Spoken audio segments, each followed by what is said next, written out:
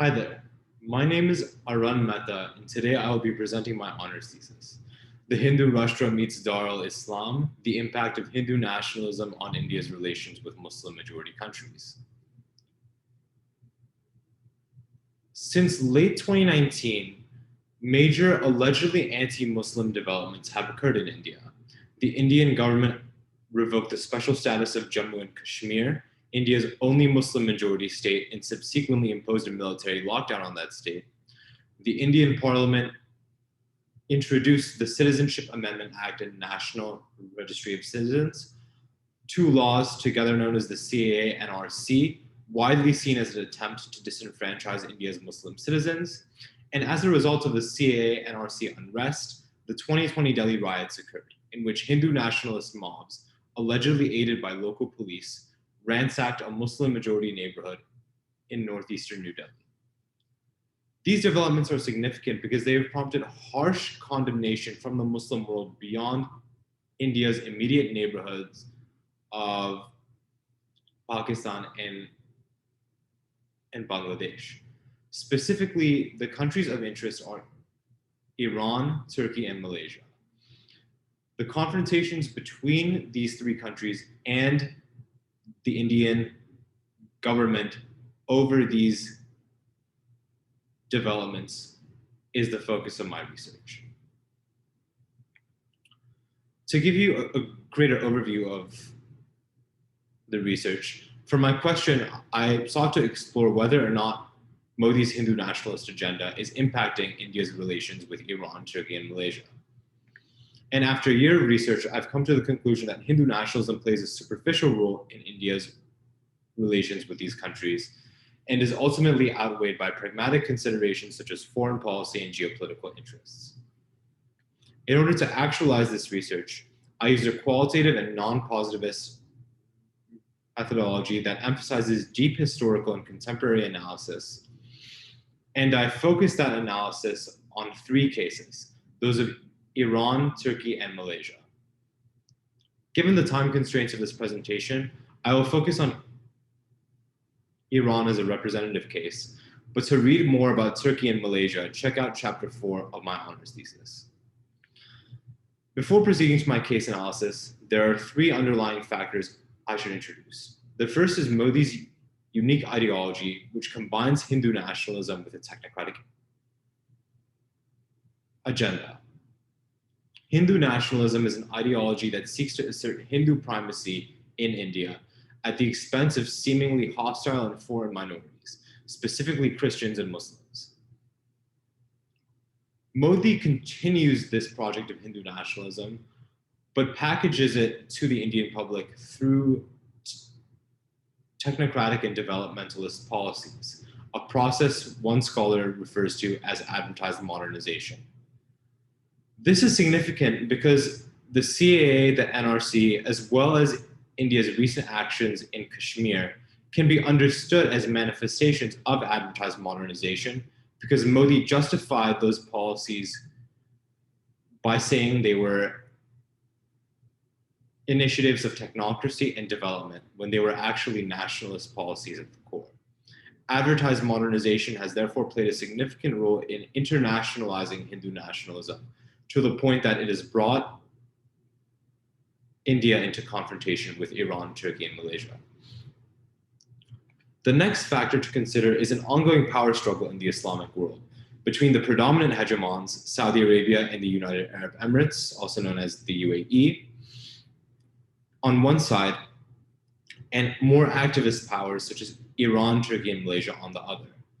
This power struggle is an important part of the story because Saudi Arabia and the UAE are India's two closest allies in the Muslim world, and have therefore refrained from condemning India over its recent policies. This is part of a larger trend in Saudi and Emirati leadership in the Muslim world, which includes security cooperation with the US, normalization with the State of Israel, and involvement in the ongoing war in Yemen, trends that have alarmed many Muslims around the world. Given this supposed decline in Saudi and Emirati hegemony, Iran, Turkey, and Malaysia seeks to step in and paint themselves as the new leaders of the Muslim world by standing up for oppressed Muslims. And therefore, by criticizing the Modi government, whom these countries paint as the oppressor, while Saudi Arabia and the UAE collude with the oppressor. The third factor to consider is what I describe as a coincidental convergence between Indian foreign policy priorities and a Hindu nationalist worldview. In recent decades, Indian foreign policy has taken a sharp turn towards the US, Israel, Saudi Arabia, and the UAE. While this is largely due to India's national interests, they also align well with the Hindu nationalist worldview. Hindu nationalists see the US as an important ally because it can secure India's role as a great power. They see Israel as a fellow non-Muslim country fighting Islamic extremism around the world.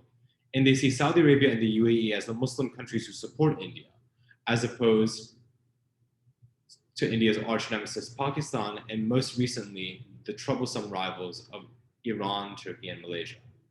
These three factors are key considerations moving forward because they have created the climate against which I'm doing my research. Let's now take a look at Iran as a representative case. Iranian condemnation of India has been harsh. The Iranian Supreme Leader tweeted in response to Indian actions in Kashmir. He tweeted in response to the 2020 Delhi riots. And the Iranian media has been very critical of Modi's handling of the riots, with one newspaper depicting Modi as Hitler on their March 5th front page. So why did Iran condemn India so harshly? There are a few reasons for this.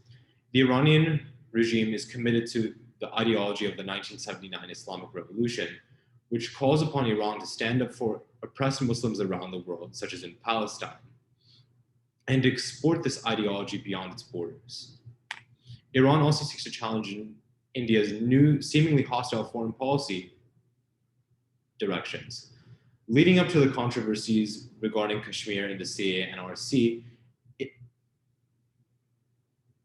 Iran was growing increasingly uncomfortable with India's shift towards the US, Israel, Saudi Arabia, and the UAE, Iran's four biggest opponents on the global stage.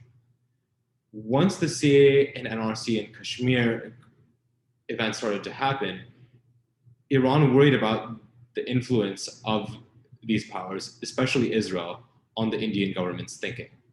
For this reason, Iran stepped in to rein in India and prevent it from becoming an openly anti-Iran and anti-Islamist power.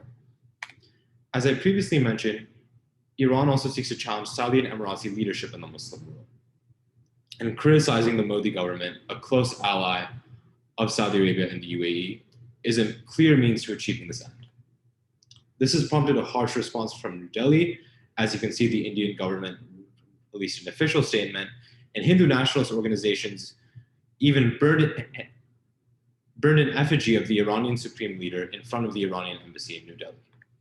So what are the implications of this confrontation for India-Iran relations? Iranian expansionism into South Asia is a threat to India, and it's already happening in Kashmir, as noted by Hussein Haqqani of the Hudson Institute in Washington, D.C. India and Iran are also experiencing a long-term decline in relations due to divergent priorities, such as India's foreign policy shifts and differences between the two countries over the Iranian nuclear program. These two factors clearly pose a threat to India-Iran relations and are clearly connected to the confrontations I've been examining in my research. However, despite the confrontation, cooperation has since renewed between the two countries, such as their reaffirmation of commitment to the development of the Chabahar port in southeastern Iran as a monument to India-Iran relations. So what's my conclusion?